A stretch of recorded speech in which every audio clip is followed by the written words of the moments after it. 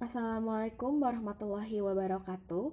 Kami dari kelompok 5 mata kuliah pembelajaran IPS di SD kelas awal akan membahas mengenai paradigma pembelajaran IPS SD di Malaysia dengan anggota Azka Aulia Azahra dengan NIM 2007198, Amalia Rizky Wandani dengan NIM 2008273, dan Siti Elni Alianti dengan NIM 2008929.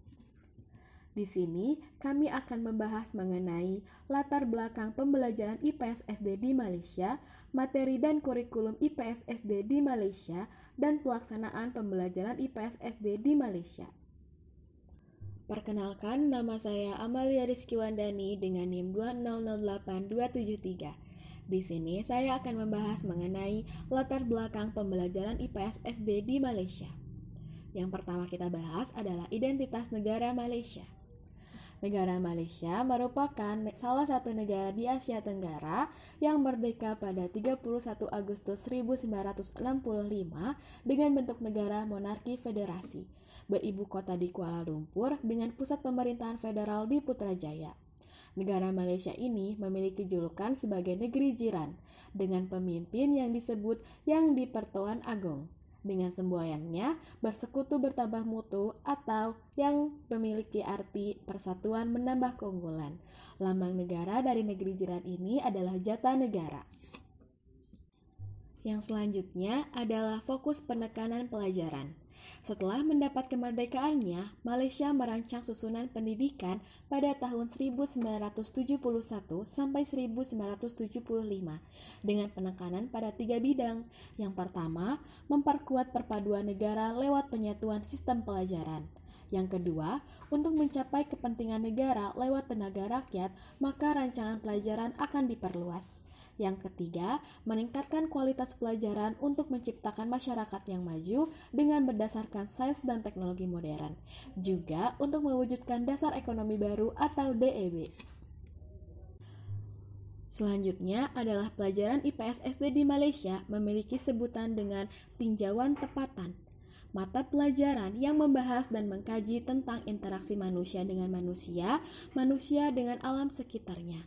Pelajaran ini diajarkan untuk meningkatkan kekuatan pengetahuan, pemahaman, kemampuan dan keterampilan, kesadaran dan nilai.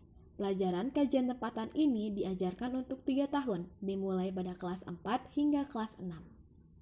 Selanjutnya, perkenalkan, nama saya Azka Aulia Azahra dengan NIM 2007198. Di sini saya akan menjelaskan materi mengenai kurikulum pendidikan IPS di Sekolah Dasar Malaysia.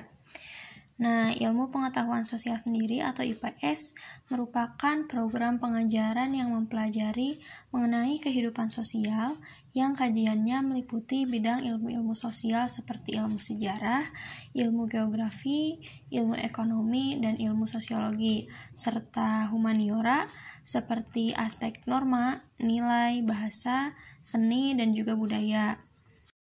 Lalu selanjutnya ada definisi kurikulum yang dikemukakan oleh peneliti pendidikan.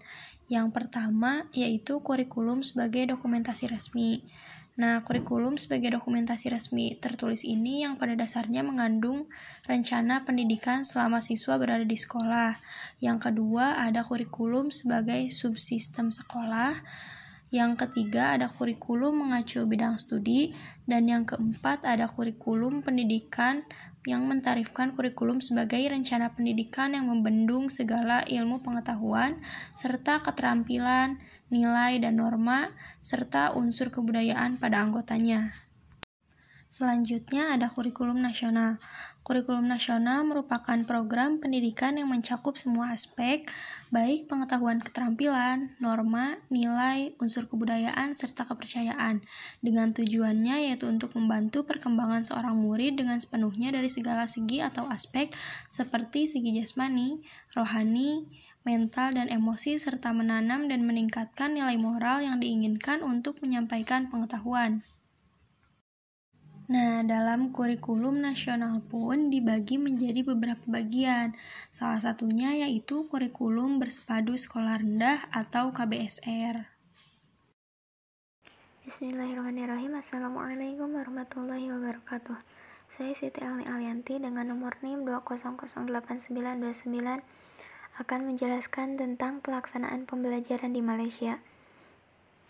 Sistem pelaksanaan pendidikan di Malaysia yaitu berada di bawah kewenangan Kementerian Pendidikan Malaysia. Seperti yang telah ditetapkan oleh Pusat Perkembangan Kurikulum Kementerian Pendidikan Malaysia, bahwa pendidikan adalah suatu usaha berterusan ke arah lebih memperkembangkan potensi individu secara menyeluruh dan bersepadu untuk melahirkan insan yang seimbang dan harmonis dari segi intelek, rohani, emosi, dan jasmani berdasarkan kepercayaan dan kepatuhan kepada Tuhan. Nah, pendidikan di Malaysia bertujuan untuk menjadikan warga negaranya yang berilmu, berpengetahuan, berakhlak mulia, bertanggung jawab, dan menjadikan bangsa negara yang makmur serta harmonis. Sistem pendidikan di Malaysia yang harus diikuti yaitu selama 11 tahun, 6 tahun di sekolah rendah, dan 5 tahun di sekolah menengah. Selama 6 tahun pertama mengikuti pendidikan tersebut bertujukan untuk memiliki pendidikan dasar bagi siswa. Kemudian pada akhir tahun ke-6, pelajar akan mengikuti ujian UPSR, ujian penilaian sekolah rendah. Setelah lulus ujian tersebut, pelajar meneruskan ke sekolah menengah yang dibagi menjadi 3 level utama, yaitu lower secondary level, upper secondary level, dan level pra-universitas. Nah, di Malaysia tersendiri, warga negaranya dapat menempuh pendidikan dari sekolah milik kerajaan, sekolah swasta, maupun secara individu. Negara Malaysia tersendiri memiliki slogan yaitu ilmu puncak kemajuan, karena segala sesuatu dengan ilmu menjadi tahu dan maju.